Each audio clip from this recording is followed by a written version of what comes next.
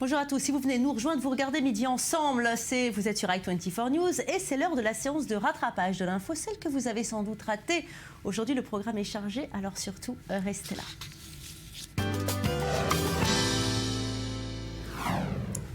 Jonathan Pollard, libéré après 30 années de réclusion aux États-Unis, considéré comme un héros en Israël et un traître aux États-Unis, cet Américain de 61 ans avait été condamné à la prison à vie pour espionnage. Eh bien, il est libre, mais n'a pas le droit de quitter le sol américain pendant 5 ans. Retour sur les faits avec Fleur Citruc. Depuis 30 ans, tous les chefs d'État et de gouvernements israéliens successifs ont réclamé la libération de Jonathan Pollard à leurs homologues américains. En vain, le sujet était devenu une sérieuse pomme de discorde entre les deux nations. Le Premier ministre Benjamin Netanyahou s'est immédiatement réjoui à l'annonce de cette libération. Le peuple d'Israël salue la libération de Jonathan Pollard. Après avoir mis le sujet sur la table avec les présidents américains pendant de nombreuses années, j'attendais ce jour avec impatience. Présenté comme un traître aux États-Unis, Jonathan Pollard est au contraire considéré comme un héros en Israël, qui lui a même accordé la nationalité en 1995.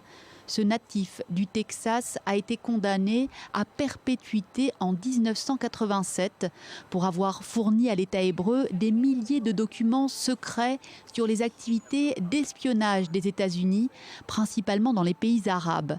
Il aurait ainsi aidé Israël à bombarder en 1985 le QG de l'OLP, l'Organisation de libération de la Palestine, alors exilé en Tunisie, et a assassiné 3 ans plus tard son numéro 2, Abu Djihad, à Tunis.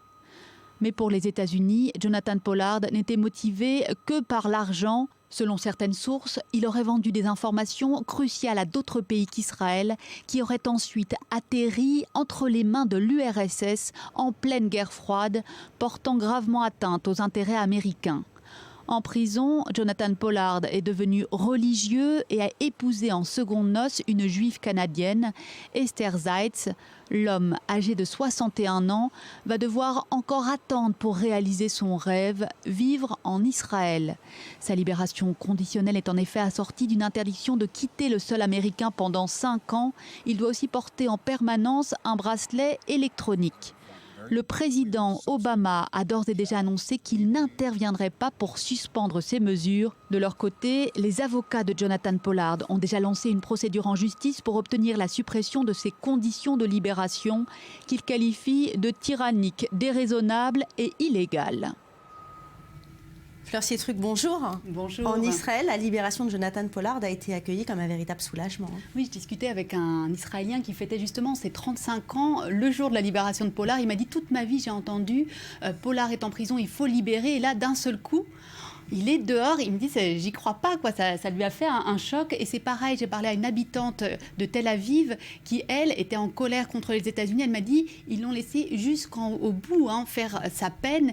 Ils ne l'ont pas, lui pas donné 1 mois, sachant que 30 ans, en fait, c'est le maximum pour une détention à perpétuité dans les cas similaires. Donc, il y a une colère contre les États-Unis. On se réjouit tout de même, et ça montre que Jonathan Pollard, il était devenu quand même un symbole d'un homme qui aurait sacrifié en fait sa vie pour son pays de cœur qui est Israël et qui aurait été lâché par les politiques israéliens. En fait, c'est un petit peu le sentiment que les Israéliens ont, que les politiques n'en ont pas fait assez. Pourtant, eh bien, tous les présidents américains ont été sollicités, que ce soit de Ronald Reagan à aujourd'hui Obama, par Israël pour libérer cet homme. Alors justement, Benjamin Netanyahou, c'était quelque chose qui lui était vraiment très important, cette cause-là. Quand il va rencontrer le président Obama, de quoi vont-ils parler maintenant? Il est libre. Ça, c'est une très bonne question.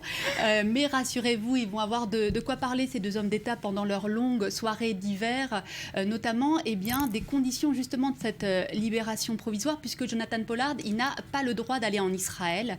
Et Benjamin Netanyahou veut l'aider donc à venir tout simplement sur le sol israélien.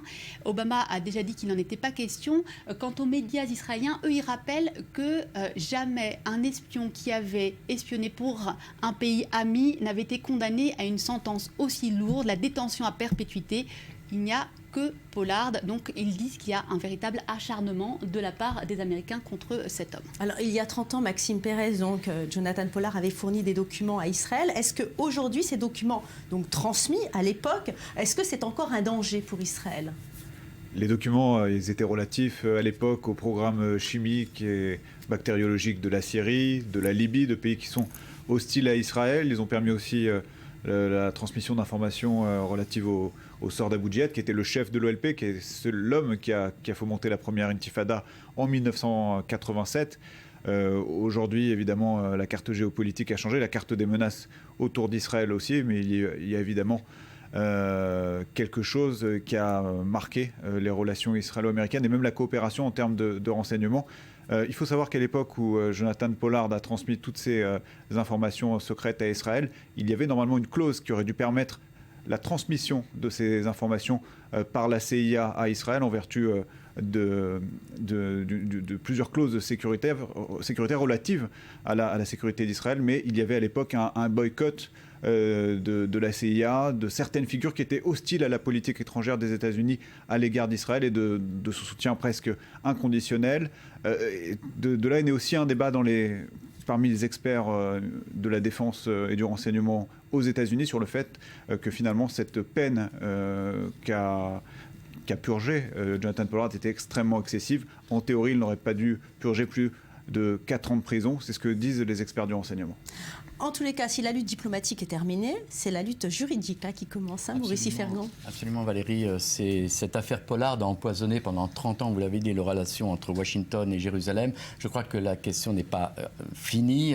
Maintenant, il y a effectivement une lutte juridique. L'avocat de Pollard a annoncé que son client avait trouver un emploi comme analyste dans une société financière et que les restrictions portaient atteinte à son emploi. C'est-à-dire que vous savez que outre le fait qu'il aura un bracelet électronique, il n'a pas le droit d'avoir de téléphone cellulaire. Toutes ses connexions Internet seront contrôlées. Ça va être difficile de travailler et même comme chez ça, l'employeur. Ça veut dire qu'il se trouve dans une société d'analyse financière et tout ce qui va passer par cette société sera maintenant contrôlé par les services secrets américains. J'imagine que c'est compliqué. Donc c'est les arguments que doivent avancer les avocats de Pollard devant le juge.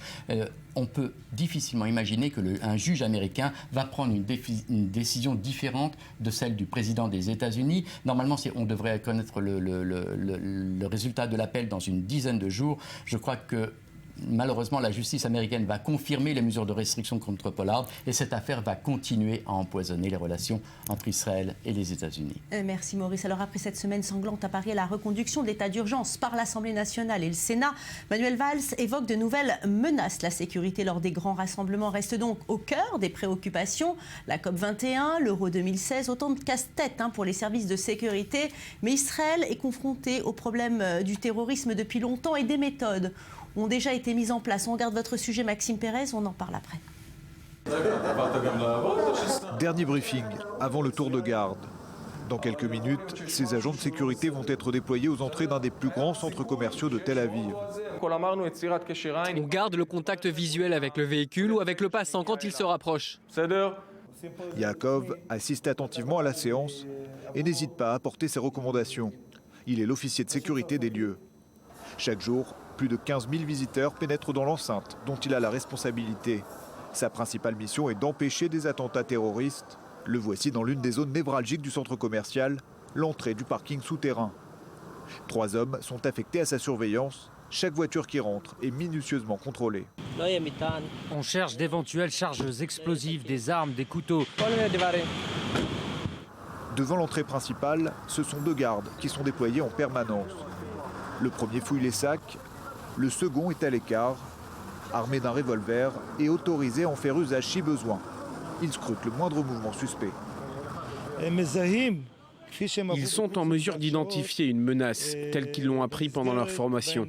Ici, une partie des agents de sécurité sont armés et ont été entraînés. Les autres ont reçu une formation appropriée à leur travail. Ce dispositif a un prix. La surveillance d'un centre commercial, 24 heures sur 24 et 7 jours sur 7, nécessite un investissement de quelques $150 000 par mois. En Israël, tous les lieux publics et les stations de transport en commun sont l'objet d'une surveillance particulière. C'est le cas de cette gare de train en plein cœur de Tel Aviv, où transitent chaque jour des centaines de milliers de voyageurs. Là aussi, les fouilles effectuées à l'entrée sont strictes. Difficile dans ces conditions d'imaginer un attentat à la bombe, comme celui qui a frappé la gare d'Atocha à Madrid le 11 mars 2004.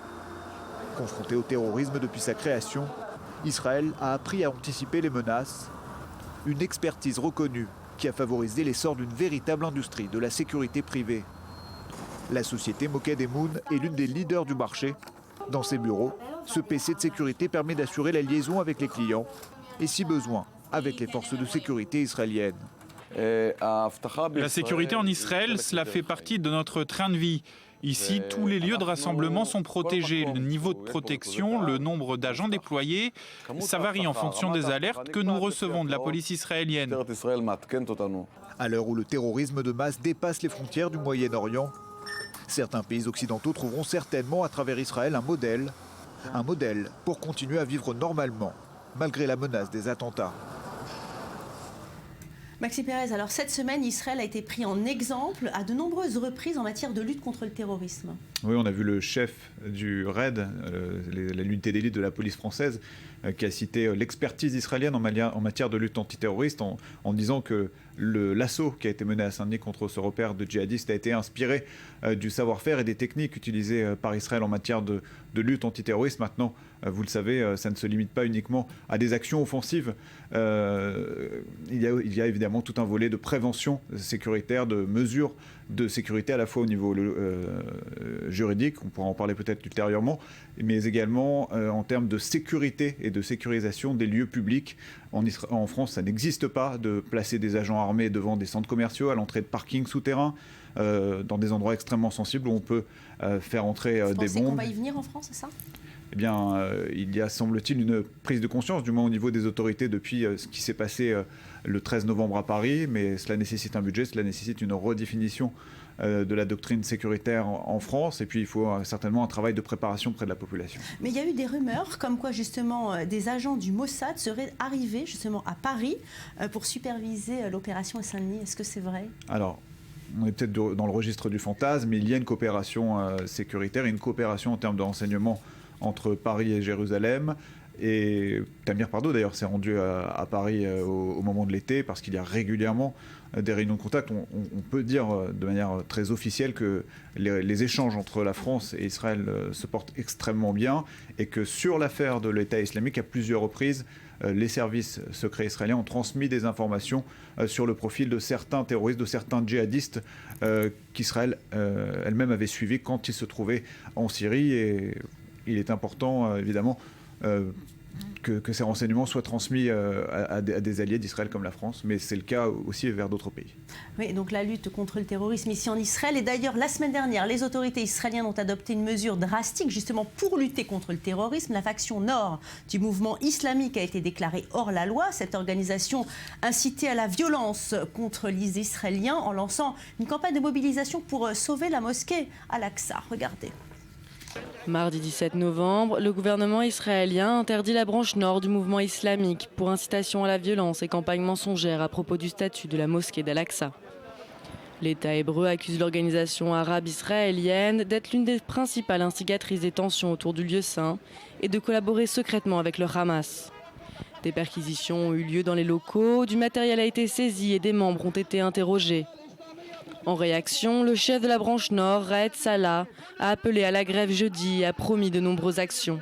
Nous allons organiser de nombreux événements au cours des prochains jours.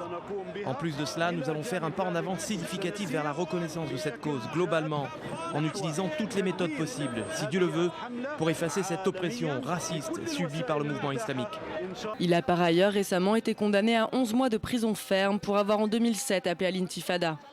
Mais les sympathisants du mouvement se défendent en mettant en avant l'aspect humanitaire de l'organisation. Je pense que cela n'est pas une bonne décision, c'est une étape malsaine. Je pense que si les leaders d'Israël avaient un peu d'esprit, ils ne le feraient pas, car avant que le mouvement islamique ne soit un mouvement politique, c'est un mouvement social qui aide beaucoup la population. Le mouvement islamique, créé dans les années 70 pour promouvoir l'islam auprès des Arabes israéliens, s'est scindé dans les années 90 en deux factions. La branche sud, qui participe aux institutions israéliennes et qui a un député à la liste arabe unie, et la branche nord, qui serait alliée aux frères musulmans. Alors cette interdiction de la faction au nord du mouvement islamique va-t-elle calmer la situation déjà tendue depuis le 1er octobre dernier ou bien au contraire va-t-elle jeter de l'huile sur le feu, Maurice Fergan?